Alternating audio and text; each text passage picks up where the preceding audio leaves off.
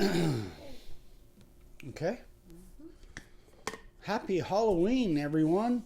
It is, at least where we're at, it's Halloween. I don't know if it is everywhere else, but it is 9 a.m. and it is Saturday, the 31st, October 31st. I don't think we're doing anything specific for Halloween. We're out in the middle of the desert, so we don't get trick-or-treaters here, even on non-pandemic years. We don't get trick-or-treaters.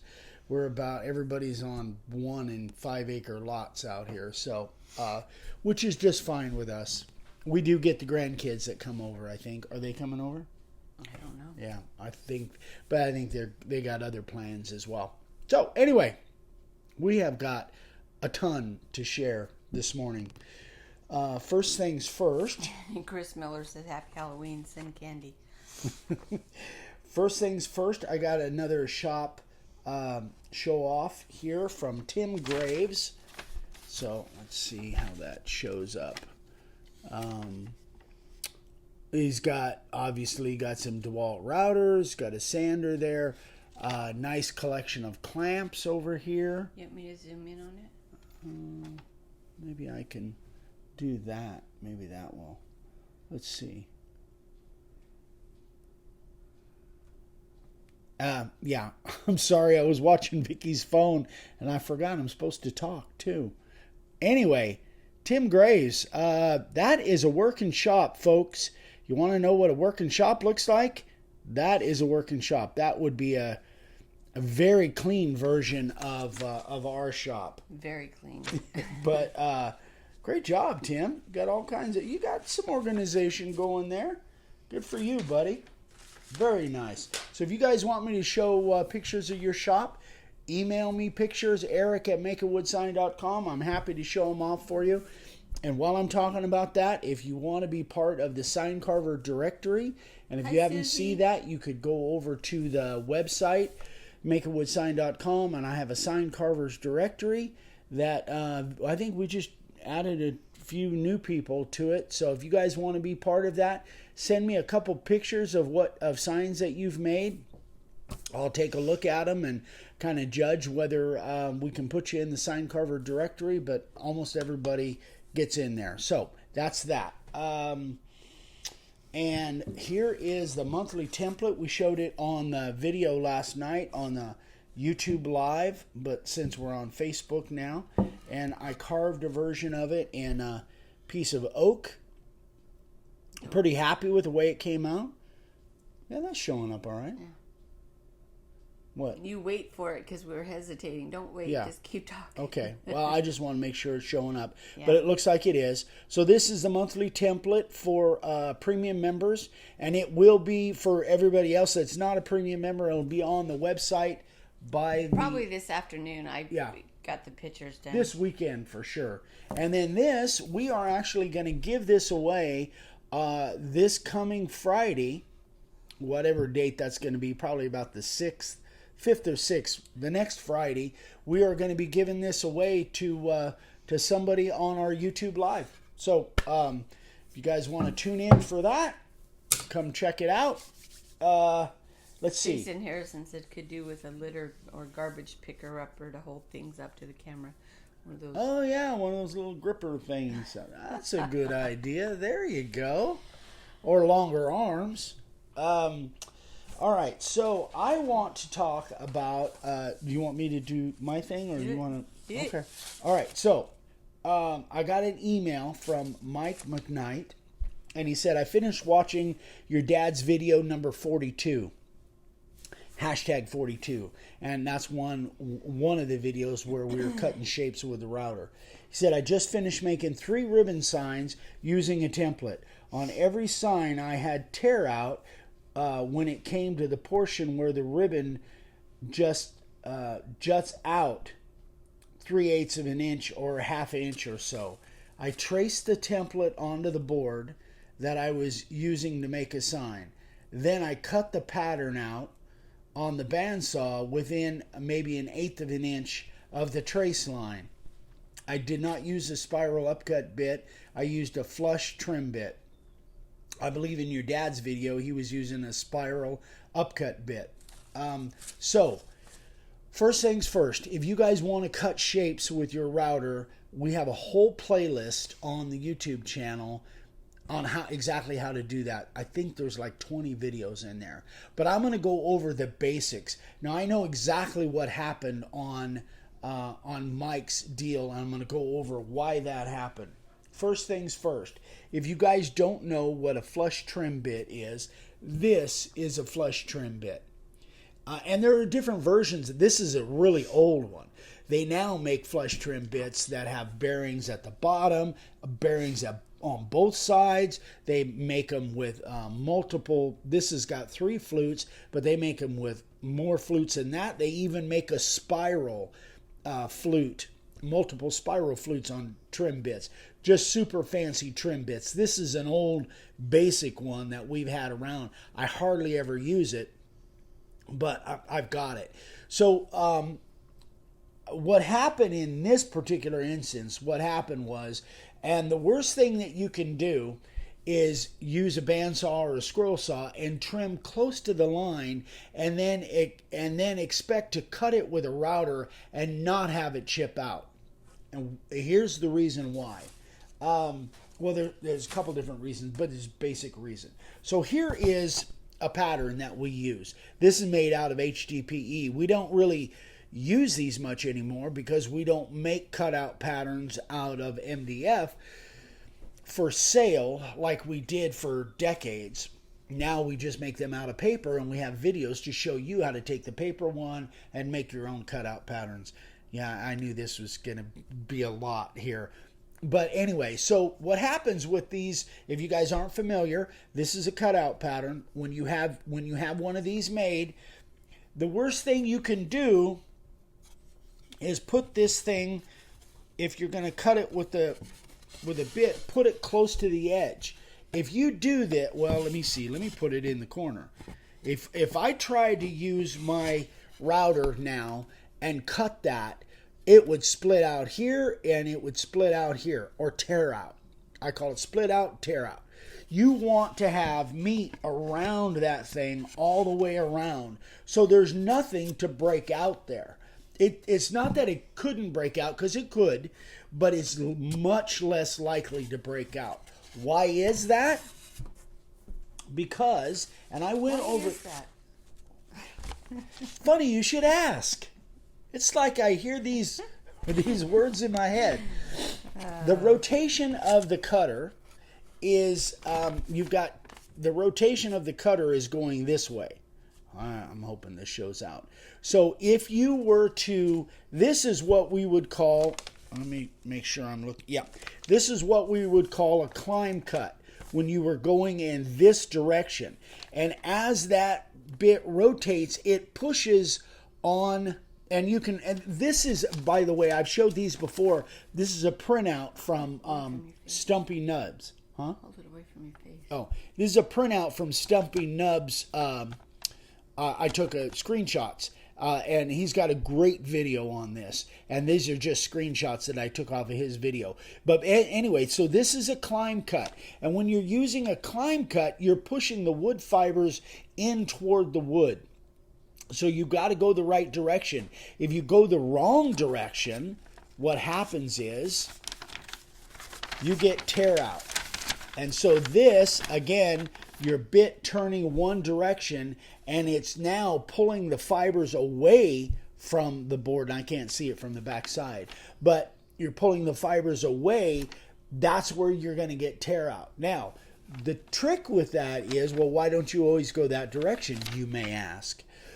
But the trick is, if you go with a climb cut, it's going to want to run on you. It's going to want to take off and literally run on you. So you have to control it. That's why doing these, if you're cutting through thick material, making multiple passes may be a good idea.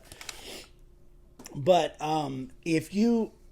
so Mike's biggest mistake is he tried to trim really close to the shape that he wanted, and then trim it with a flush cut bit. Now, if he had gone the other direction, he might not have had the tear out that he had going the direction. He didn't talk about which direction he went because he probably didn't know about the climb cut versus the push cut. But remember, and it's opposite for you, the bit spins in a rotation that is clockwise. So as you're going around that board, you want to think about that, and if you're going in the wrong direction, you'll cause tear out. I could spend a stinking hour going over all of this. This could be a huge long video just in itself, but I wanted to kind of go over a little bit there. Now, in case you don't know, this is our cutout router. This has got a template guide in it, and let me pop this off of here. So this template guide, I'm hoping this shows up. This base plate. This is not our original. This is the original. This is not our base plate. We make a base plate for this router, but I keep this router set up just for cutting shapes. So this has a little step in it. This goes in there, and then this shoulder template guide, or could be called a guide bushing, same thing. That follows the pattern. Let me see if I can get this back on here. Where's my pins?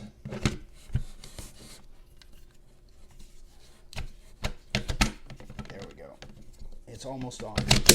There. Okay. So what happens is, if you look at this upside down, the pattern, this shoulder rides on the pattern, and then the pattern is well, I'm going to turn this upside down just for ease. And then the pattern, or the bit, the pattern rides here. I'm hoping that shows. Yeah, it looks like it might. The pattern rides on, or the guide bushing rides on the pattern as the bit comes down through the guide bushing, and it cuts the wood. So that's, and again, it turns in a clockwise position. But anyway, so this, you would put this on here, tap it down, and then this, you cut from this position. And again, go watch videos number 274, number 345, and that one that we mentioned at the beginning, number 42. But there's a whole playlist of like 20 videos in there. There's quite a bit to this, but once you've done it a few times, it really is not that hard to do. And you just got to remember that when you've got a rotating cutter, it's not the same as a bandsaw or a scroll saw. That rotating cutter wants to chip out that board, so you have to force it by going the right direction. If you don't, then you're going to have tear out. And then if you make it even worse by getting your pattern close to the edge of the board or the end of the board, then it makes it even worse yet. So that's the problem that Mike had here with that tear out. I'm sure that probably caused more questions than it answered, but I got good news. I just saved a bunch of money. No, not that. I got good news. You can email me if you have questions on this. Email me, eric@makeawithsign.com, and I will answer your questions post haste. That's what I do. So Post haste. Yeah, I haven't said that for a while. I always look for an opportunity to say things that I haven't said for a while. So weird. Anyway, I am strange. Yes, no doubt about that. Yeah, that's it. Your turn. You want to take a breath? Whew, I need a drink. All right, I want to answer Stephanie's question. My table is coming along very well. We had to wait for resin, and then we were gone, and this week we've been catching up. So hopefully I'll get to do more on it here pretty quick. Yeah, that's not just Stephanie. There's a lot of people who have been asking. David Garcia said, could and down up bit. I'm not sure what you mean there. So let me explain, David. Yes, you can use a downcut bit. Oh, okay. An upcut bit, it basically pulls. So if I'm using this the way it is here, Pull it away from your face. And I'm using it here. The reason I want to use an upcut bit is because it pulls the chip out of the groove. If I use a downcut bit, it will push that sawdust down into the groove, and it gets kind of packed up, and it makes it kind of difficult. I really want that sawdust, the chip, to pull out of the groove. That's an upcut. Downcut pushes it down. Now, where would you use a downcut? If this was in a router table and I was doing it upside down from the way I normally do it here, that's where you would want a downcut bit. If you, because of gravity, you wouldn't want to use this upcut bit because it would pull that sawdust right down into your router. So it would just draw all of that right into the router motor. You want it pushing up so that sawdust goes into the air rather than going right down into your router. That's the simplified version. So you can use a downcut bit, but I wouldn't suggest it if you're using a hand router. If you're using a router in the bit in a router table, that's where I would use the downcut bit. Hope that makes sense. That was a short version, believe it or not. You're breathing again. Okay, Had to my answer turn. the question. So Okay. this weekend or last week, Wednesday, Thursday, we went to California to spend some time with family. And I took all of my resin stuff to California so that I could work with my sisters with some resin and play a little bit. He said, got it, thanks. So I wanted to show you, I want to tell you a little story first, what we did. My sister, her son is an electrician. And a couple years ago, I think it was for Christmas, he took a piece of old copper wire and made her kind of like a family tree. This thing was so cool, but there was no base for it. It was just the wires, and it wasn't stable or anything, and so she wanted to put a base on it. It was 10 inches at the bottom, wire to wire, or end to end. It was 10 inches. So I found a board. It's a cedar board, and I'm going to show you what we did. So Chase made that. Chase made the copper tree. Chase, our nephew, he's the one that I was hunting with him and Ryan this last week. Yeah. So here's the tree. And it's got like a little swing on it and everything. And Well, this is all copper wire. All copper wire. That's cool. And then I found this cedar board that had some, what is it? Not knots. That's resin fill, right? I know there. it's resin fill, but what are the holes called? Holes. Well, probably wormholes, I would imagine. I don't know.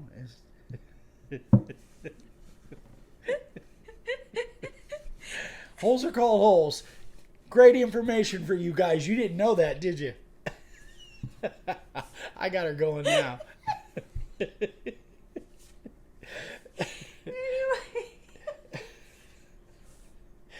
Anyway, it had some. We're live now. I know. You got to pull it together. So it had some holes in it. And before I left, I asked my sister if she wanted some colors. So she wanted green, like what was in my table.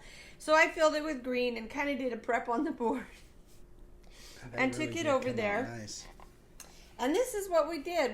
We just put those branches in the resin. Some of them were up a little bit, but that's okay. And then we made a base for it. So you had put resin on this, and then when you took it over there, you added more. We did a flood coat, yeah. Once the tree and was I on sealed there, it with a penetrating epoxy. So that's what we came up with, and my sister is tickled to death. She loves it. So why did we bring it back? Can I finish? Yeah. Sorry, I have to wipe the tears out of my eyes. So, you know how on the bottom there's always the drips? And my brother-in-law is a painter. He paints houses and stuff like that. He's not a woodworker, but he did have a little palm router, but it was one of those... palm sander, you mean? Palm sander, I'm sorry.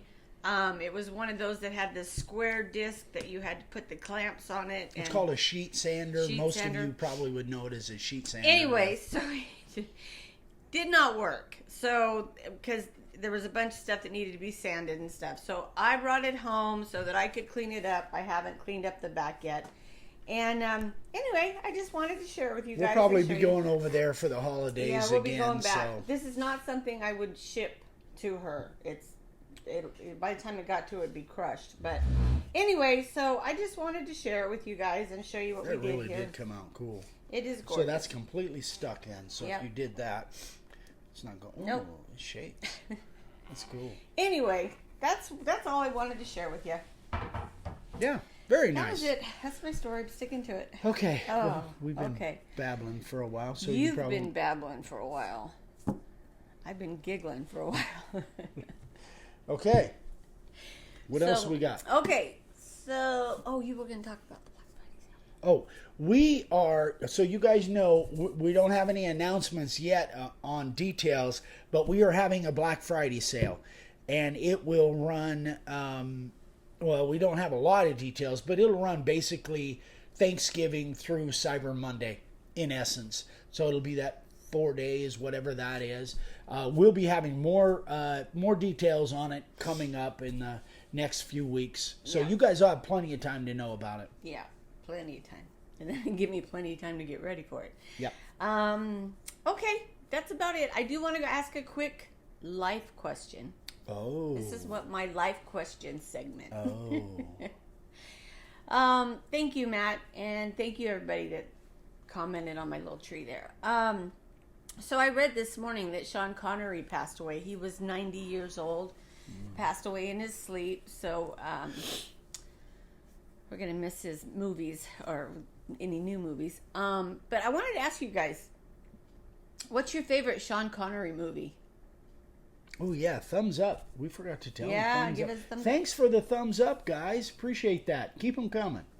We love it. Yeah. So, thank you, Scott. So anyway, what was your favorite Sean Connery movie? The only one I can even think of right now is The Hunt for Red October.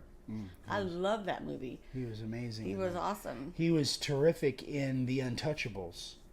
Oh, yeah. He was the Irishman in The Untouchables. Yeah. The tough guy. He's good in everything. He's just amazing. An amazing actor. Anybody else have a favorite Sean Connery movie? But what was your favorite?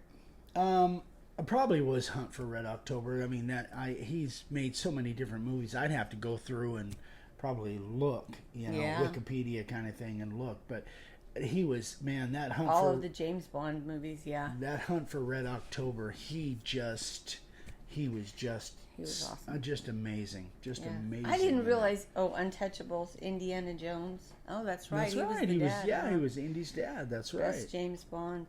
Yeah. What was I going to say? I didn't realize he was 90 years old. But let's see. Any Bond movies, Untouchables, The Rock. Oh, The Rock. I had forgotten about that. He played Mason in The Rock. Jason, Never Say Never. When they came back as Bond in Untouchables, he won an Oscar. Yeah. Yeah. He was awesome. Hunt for Red October comes to mind, but he was good in all he did. He true. was, absolutely. Yeah. Yep, he was terrific. He was awesome. I forgot he was in the Indiana Jones movies. He was Sean Connery's dad. Yeah. Right? Yeah. But in The Rock with Nick Cage, he was so great. Who else was in that?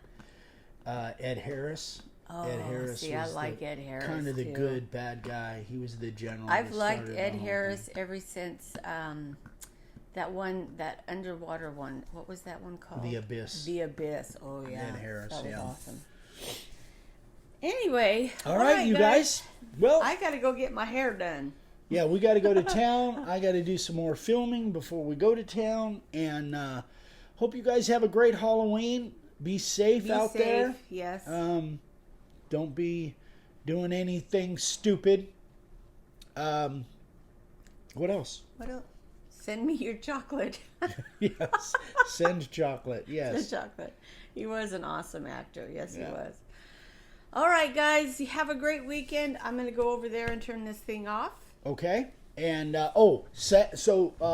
Monday morning, my complete sanding video. This one's long. I'm gonna warn you right now. It's like 37 minutes long, but it basically goes through my whole sanding evolution, why and talks about belt sanders versus the disc sanders. Anyway, Hi, so Aunt Mary. that's coming on Monday.